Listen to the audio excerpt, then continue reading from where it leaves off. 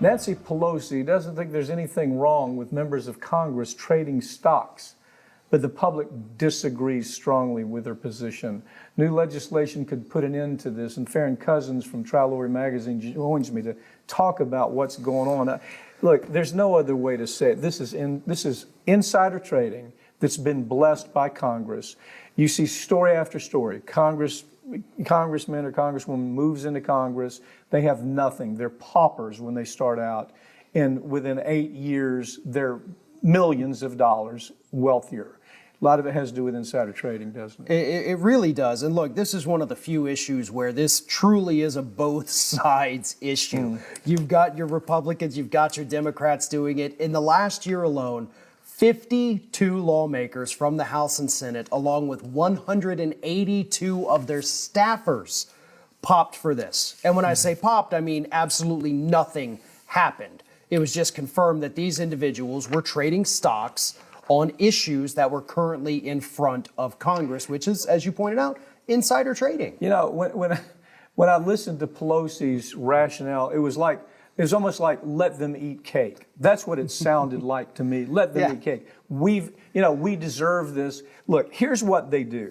They have inside information about new legislation, new laws that are going to take place. They have inside information about what the military is about to do, what's being done with the environment, what's being done with the Fed on money rates, those types of things. They have all of that inside information. And according to Nancy Pelosi, the millions that she has made and her husband has made, the millions they have made as insider trading is perfectly fine. Other people, well, we throw them in jail, don't we? Right. And the rate of return that these members of Congress are getting on these stocks is absolutely through the roof. You know, when you look at the S&P average rate of return, 5-something%, I believe it is. Well, members of Congress, because of their knowledge, are getting more than 14% returns on their investments here.